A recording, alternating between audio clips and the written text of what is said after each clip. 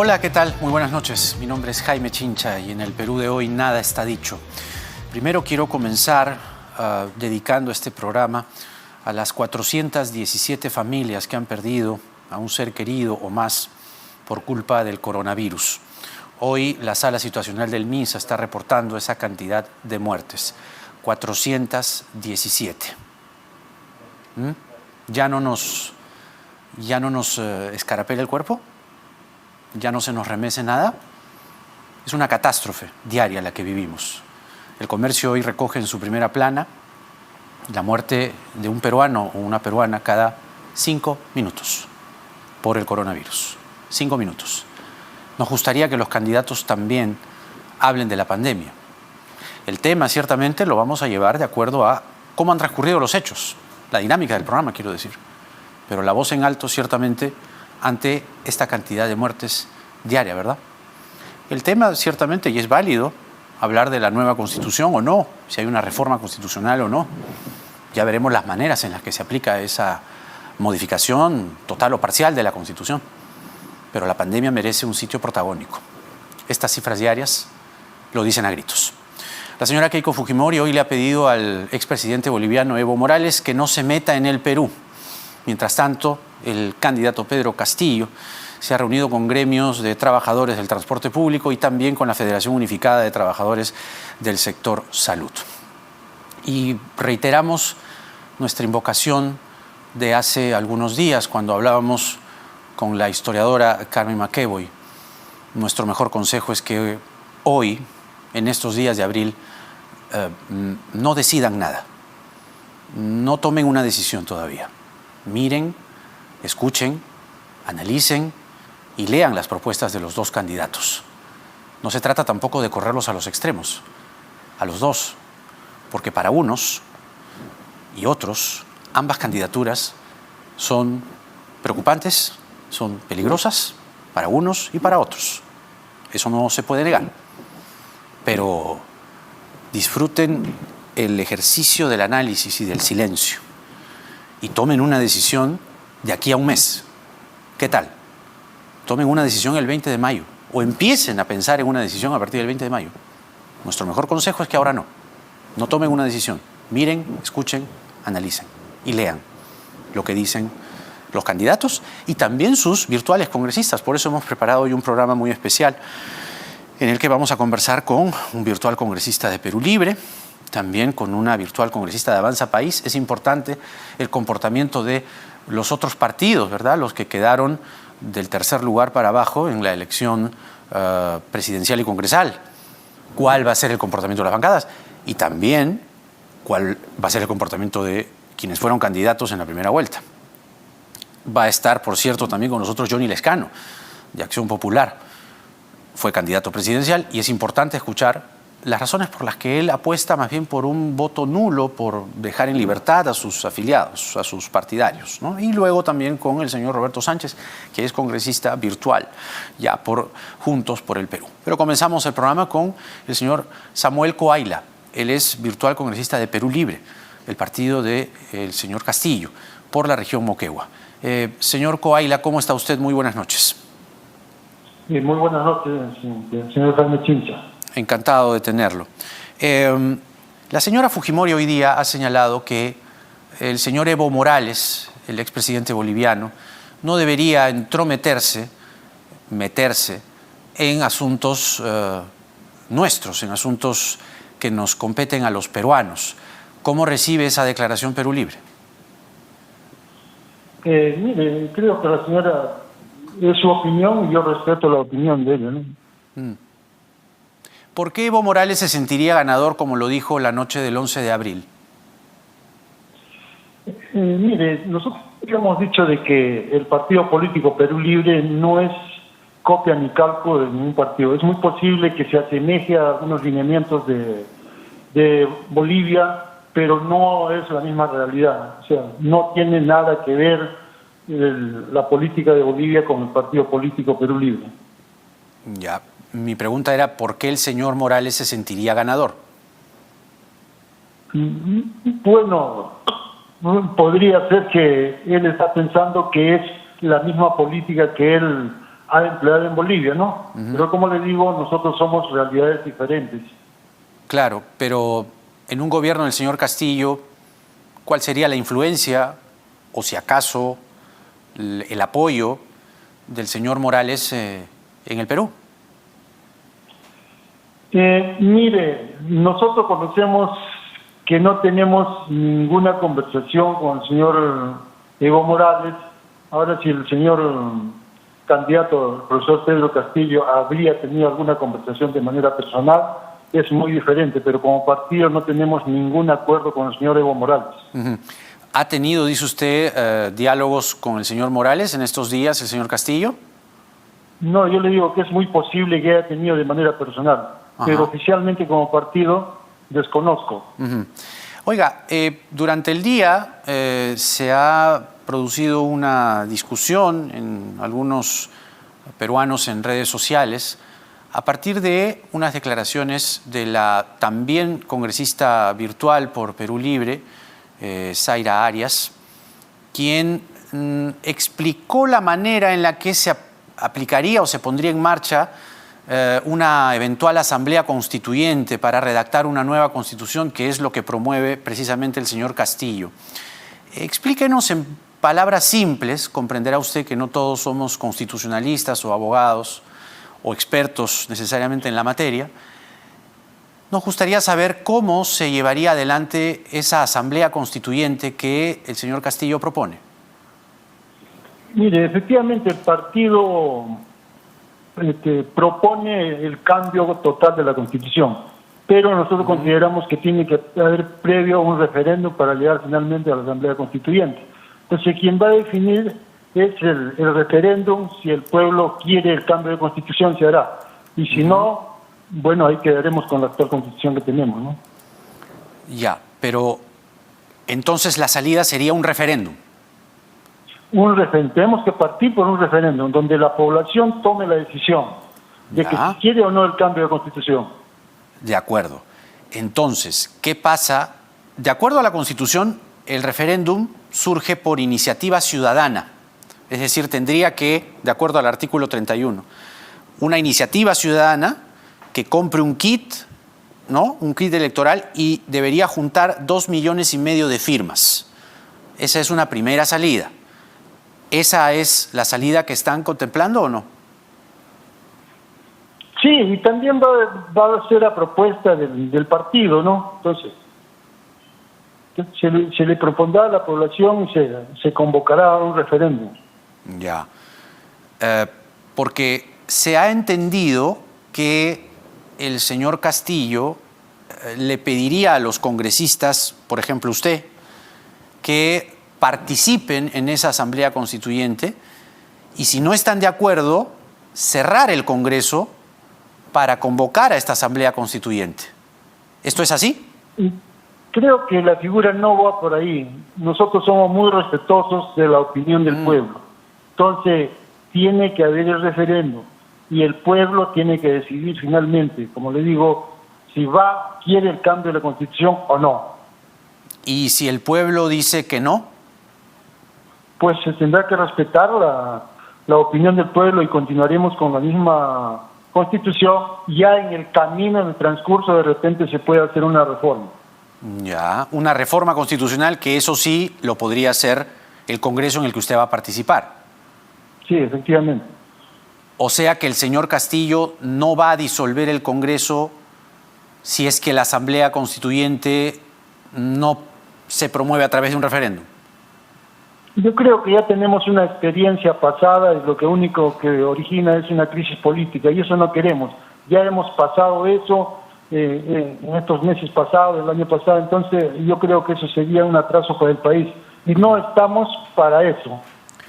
Solo una duda adicional sobre lo que usted señala, y es que si el referéndum les es adverso, es decir, si la mayoría de la gente dice no queremos una nueva constitución, ¿cómo se van a echar a andar las propuestas del plan de gobierno de Perú Libre si es que básicamente todas están estimuladas o impulsadas por un arquetipo constitucional completamente distinto al de la Constitución del 93? Mire, nosotros tenemos confianza porque si usted pregunta al pueblo en la calle, lo primero que nosotros queremos cambio de constitución porque ya estamos cansados de esta forma de gobierno que no llega a nosotros la riqueza, ¿no? Entonces solamente se lleva un grupo de poder, entonces no hay esa riqueza que el pueblo necesita, no le genera calidad de vida, ¿no? Entonces nosotros sí tenemos la confianza de que sí se va a dar el cambio de constitución porque el pueblo lo está pidiendo. Claro, cuando usted dice el pueblo está pidiendo, entiendo que son los votantes del señor Castillo, pero los votantes del señor Castillo han llegado al 19% de los electores, entonces no necesariamente es una mayoría la que acompaña la propuesta del señor Castillo, ¿no? Bueno, eso lo va a definir el referéndum, ¿no? Yo soy de una región netamente minera, donde vemos que las empresas mineras hacen lo que la gana les da, ¿no? Entonces no les interesa la vida ni la salud de los pueblos. Entonces, dentro de mi pequeña región también hay gente que pertenece a los otros partidos, pero sin embargo ellos sí están totalmente de acuerdo en que se cambie la Constitución. Ahora, hay varios capítulos del plan de gobierno que pueden invitar a la polémica, incluso a la controversia. El relacionado a la libertad de prensa habla de una ley que regule los medios de comunicación. ¿Cuál va a ser el comportamiento de un gobierno del señor Castillo frente a la libertad de prensa?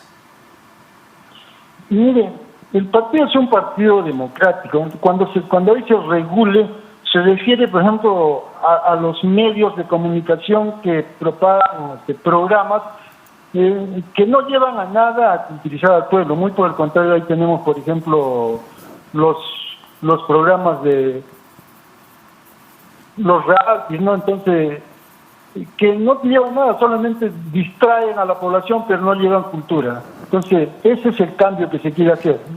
Pero ¿quién va a decir qué programa es bueno y qué programa es malo?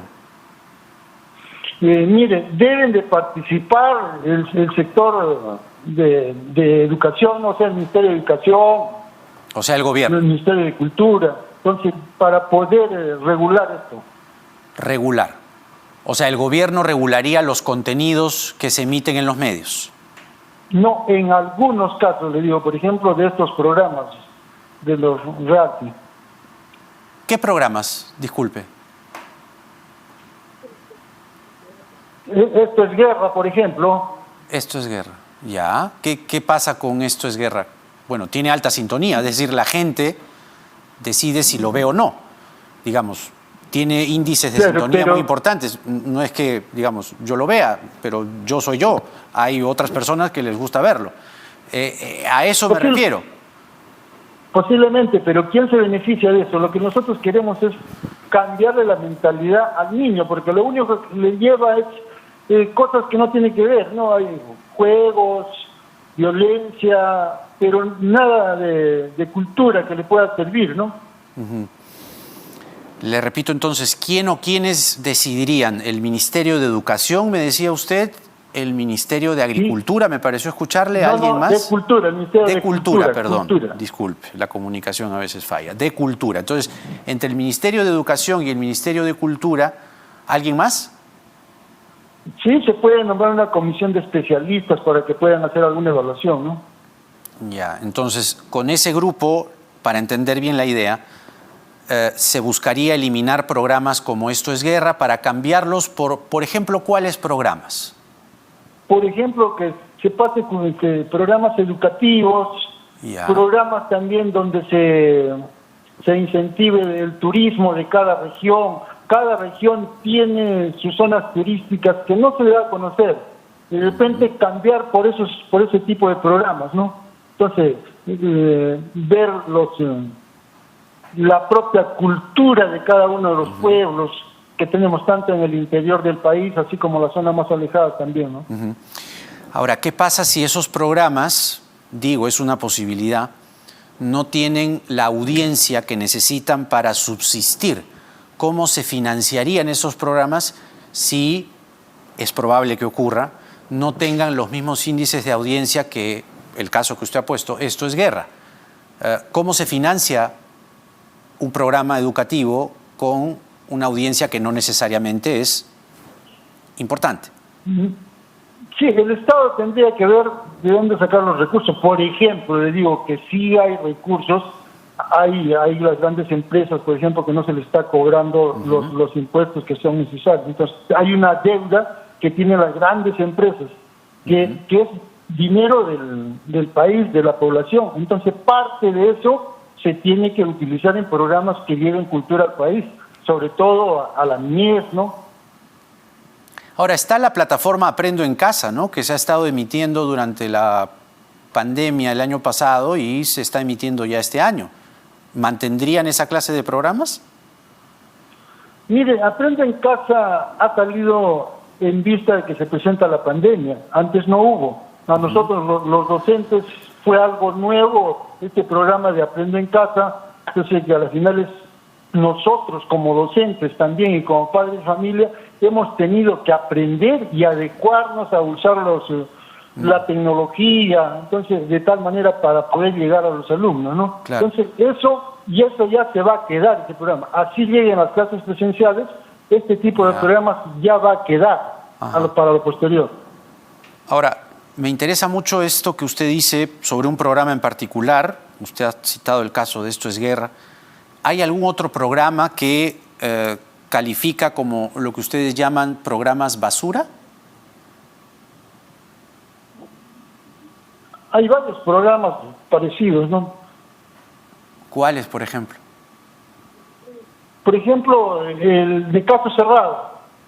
No, lo único que se ve en algunos casos es violencia, bueno, realidades de otros países, ¿no? Ya. Entonces yo creo que no se debería de dar ese tipo de programas. Ya. Ahora, ¿no cree que eso más bien lo podría decidir el televidente, el usuario? Es decir, si quiere ver... Caso Cerrado es una producción extranjera, se hace en los Estados Unidos, en la comunidad latina, pero ¿no sería mejor que el televidente diga quiero ver este programa cultural, quiero ver Esto es Guerra o quiero ver Caso Cerrado? Puede ser, como le digo, pero nosotros como Estado, como gobierno, creo que está en la obligación de poder difundir cultura al país. Entonces, y debe de haber estos programas también, ¿no? De que lleven cultura y hacer conocer todo lo que tiene nuestro país. Entonces, de esa manera se puede hacer conocer mucho mejor las realidades, lo que tienen, las comidas, las costumbres, el folclore, ¿no? Ustedes se llaman Perú Libre, pero me gustaría saber cuán libres son algunos asuntos que tienen que ver con, precisamente, y valga la redundancia, libertades individuales. Por ejemplo, el matrimonio igualitario entre personas del mismo sexo es darle libertad a dos personas del mismo sexo para que se casen. ¿Ustedes le darían libertad a dos personas del mismo sexo para que se casen en un Perú libre? Mire, creo que, bueno, el programa que nosotros llevamos es de que no está permitido la unión de dos personas del mismo sexo, ¿no? Yo creo que Dios nos ha hecho hombre y mujer y así debe ser, ¿no? Y si una mujer en un Perú libre quiere tener la libertad de no tener a un hijo, puede ser por una violación, ¿ustedes apoyarían el aborto como una manera de que una mujer ejerza su libertad? Sí, eso sí consideramos. El aborto. Sí. Ya. ¿Y en la educación? Como usted lo plantea, sí. Entonces, ¿apoyarían el aborto libre? Sí, legitimizado. ¿Y la educación con enfoque de género? Ahí hay una discusión muy grande sobre la educación como enfoque de género. Ahí surge también con mis hijos no te metas, ¿no? Entonces yo creo que hay que enseñarles a diferenciar dentro de las aulas quién es hombre y quién es mujer, ¿no? Porque nosotros como maestros tratamos tan igual a un ser como el otro, pero siempre les enseñamos quién es varón, quién es mujer y que tienen igual la igualdad de oportunidades, ¿no?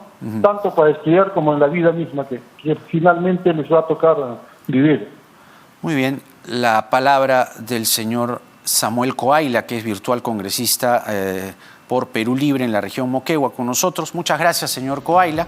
Era importante poder escuchar algunas de las cosas que promueve su partido y promoverá usted en el Congreso. Hasta una nueva oportunidad y, como les dije al comienzo, la idea, por lo menos que pregonamos en este programa, es que escuchen, miren, analicen y todavía no se esfuercen en tomar una decisión. ¿Por qué apurarse?